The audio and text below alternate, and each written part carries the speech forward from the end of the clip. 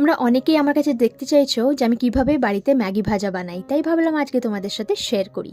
ম্যাগিটাকে সেদ্ধ হওয়ার পর একটা প্লেটে রেখে দিয়েছি একটুখানি ছড়িয়ে, আর উপর থেকে তেল দিয়ে দিয়েছি যাতে ম্যাগিগুলো একসাথে মিক্স না হয়ে যায়।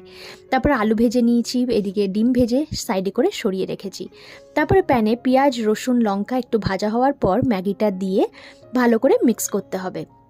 পরিমাণ মতন লবণ হলুদ দিয়ে মিক্স করার পর ম্যাগি মিক্স দিয়ে আবার ভালো করে মিক্স করতে হবে। ম্যাগিটা একটু একটু ভাজা ভাজা করতে হবে আর কি। তোমাদের কাছে যদি আরও ভেজিটেবলস থাকে তোমরা সেটা অ্যাড করতে পারো। আমার কাছে আজকে গ্রিন পিস আছে, আমি সেটা অ্যাড করেছি।